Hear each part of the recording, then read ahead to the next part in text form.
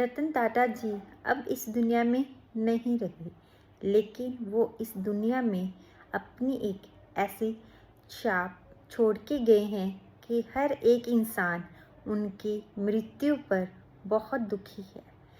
तो उन्होंने अपने जीवन की 4 बातें बताई कि मैंने अपने जीवन में 4 ऐसे फेसेस देखे, जिनमें से 3 फेसेस ऐसे थे जिससे उनको कभी भी खुशी नहीं मिली या संतुष्टि नहीं हुई। जो उनके जीवन का एक लास्ट फेज था, उससे उनको अपने जीवन की पूरी तरह से संतुष्टि हो गई और उन्होंने इस चौथे फेज के बारे में ये बताया कि ऐसा लगा कि अब मेरा काम पूरा हो गया है।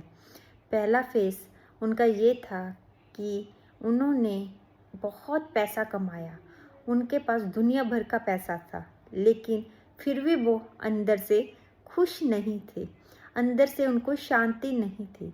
उनके पास महंगी घड़ियाँ, महंगे कपड़े, महंगी कारें थे, तब भी वो पूरी तरह से खुश नहीं थे, शांति नहीं थी, संतुष्टि नहीं आई।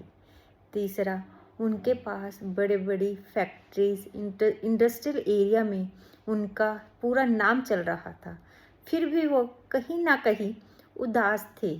लेकिन एक दिन क्या हुआ कि उनके पास उनका एक फ्रेंड आया।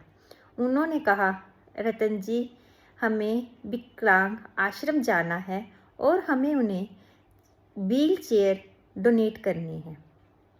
तो रतन टाटा जी ने कहा, हाँ जी बताइए, आपको कितने पैसे चाहिए, मैं आपको दे देता हूँ कि आप उनको वो व्हील चेयर लेके दे देना। बट उनके फ्रेंड ने कहा कि नहीं, मुझे पैसे नहीं चाहिए, वो व्हील चेयर आप खुद उन बच्चों को दोगे तो आप मेरे साथ चलिए। तो रतन टाटा जी उनके साथ गए और उन सब बच्चों को उन्होंने चेयर दे दी। तो एक बच्चा जो था उनके पैरों में गिर गया और उनका बहुत बहुत धन्यवाद किया। तो रतन टाटा जी ने उस बच्चे से पूछा, क्या बात है बेटे, तुम्हें कुछ और चाहिए, मैं वो दे देता हूँ। लेकिन उस बच्चे ने कहा, नहीं, मुझे और कुछ नहीं चाहिए। वो बच्चा उन्हें बड़े ही ध्यान से देख रहा था। तो रतन टाटा जी ने पूछा, तो क्या बात है? तो उस बच्चे ने कहा कि मैं आपको बड़े गौर से देखना चाहता हूँ कि जब आप और मैं स्वर्ग में मिलें तो वहाँ भी जाकर मैं आपका धन्यवाद कर सकूं।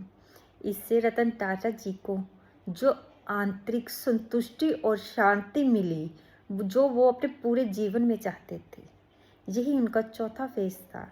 इसीलिए अपने जीवन में अच्छी काम कीजिए। सिर्फ पैसा कमाने से सब कुछ नहीं होता, अच्छे कर्म करना भी बहुत ज़रूरी होता है, ताकि हम ऊपर वाले को अपना मुंह दिखा सकें। Thank you. Have a nice day.